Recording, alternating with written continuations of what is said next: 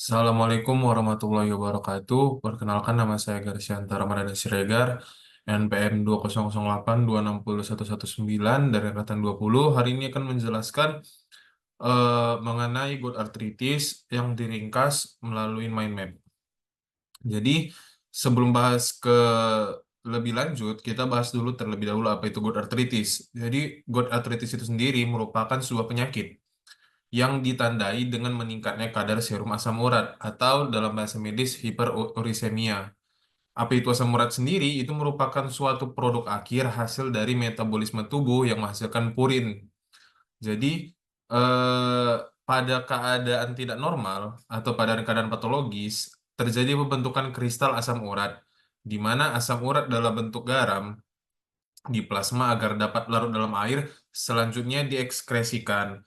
Selanjutnya, karena plasma darah tidak mempunyai kapasitas untuk mentolerir peningkatan asam urat dalam batas waktu tertentu, namun tidak selamanya dapat membentuk kristal ketika terjadi peningkatan asam urat.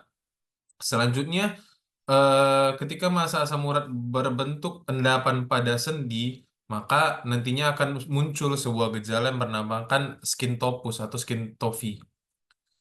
Selanjutnya, eh, setelah pembentukan kristal asam urat telah diketahui, kita akan membahas terlebih dahulu apa itu berapa kadar normal asam urat pada manusia.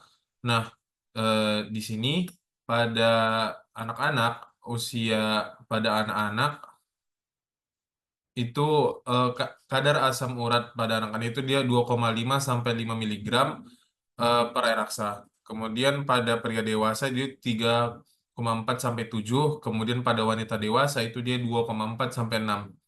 Nah, ada beberapa faktor yang mempengaruhi kadar asam urat ini kenapa berbeda. Salah satunya itu dia adalah karena hormon, di mana pada wanita itu dia ada hormon estrogen yang dapat mempengaruhi tinggi atau rendahnya kandungan asam urat. Selanjutnya, faktor risiko orang yang mengalami gout arthritis itu dia adalah banyak mengkonsumsi makanan tinggi purin seperti apa?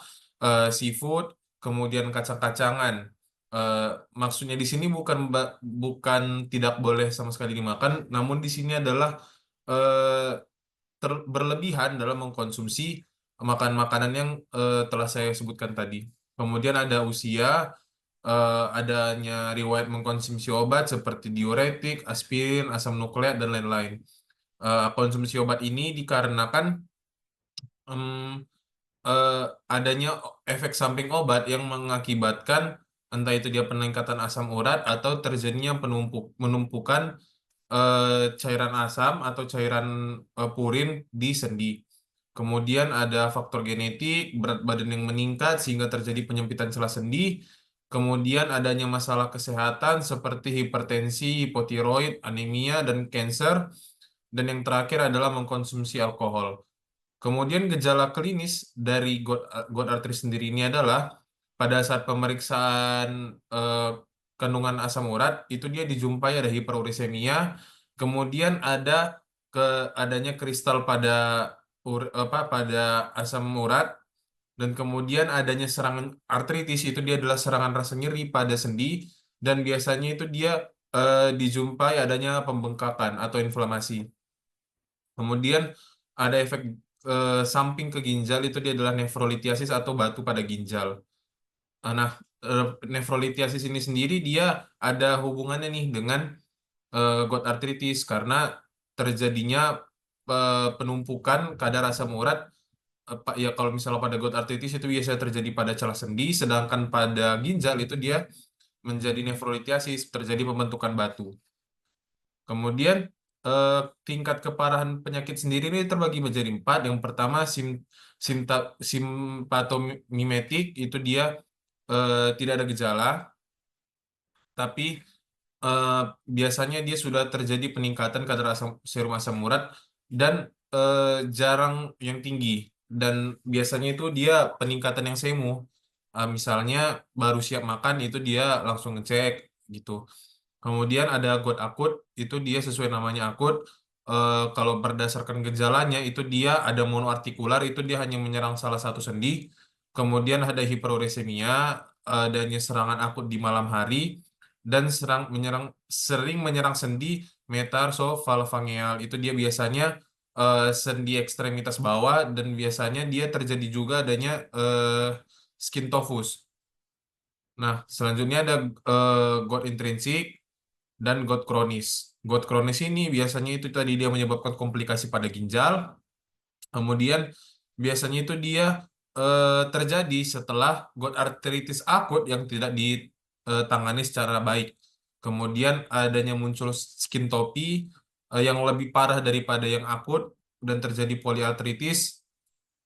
Kemudian untuk terapinya kita bagi menjadi dua, itu dia ada terapi farmakologi dan terapi non farmakologi. Di terapi non farmakologi itu eh, dia menjaga volume urin.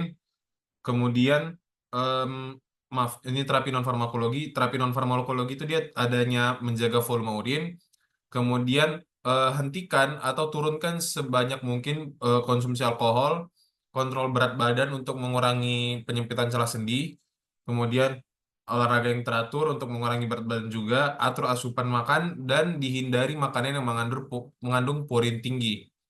Kemudian untuk terapi farmakologi, dia dibagi lagi menjadi dua berdasarkan klasifikasinya. Itu dia ada yang untuk gout artritis akut dan yang gout artritis kronik. Untuk yang gout artritis akut, biasanya akan hilang dengan sendirinya. Dia di bawah 10 hari.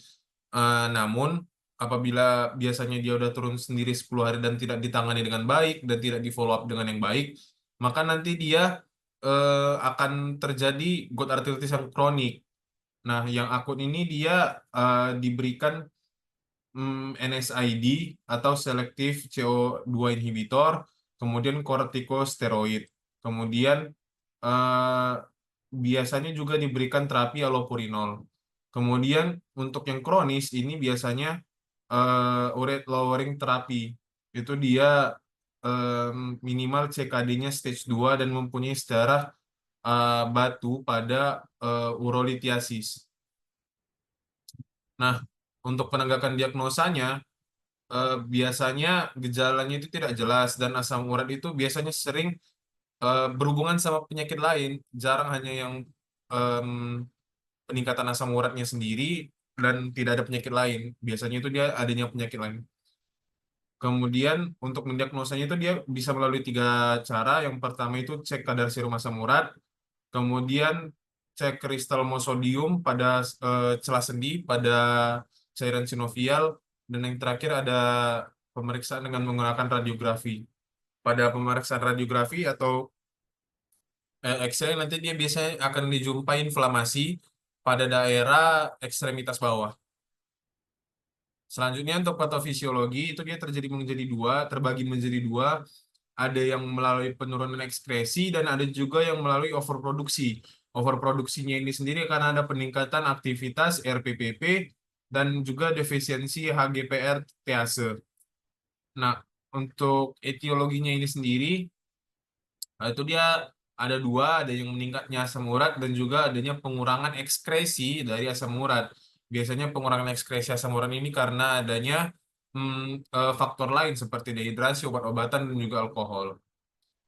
Sekian eh, penjelasan saya mengenai gout arthritis. Apabila ada yang salah mohon dimaafkan. Terima kasih atas perhatiannya. Assalamualaikum warahmatullahi wabarakatuh.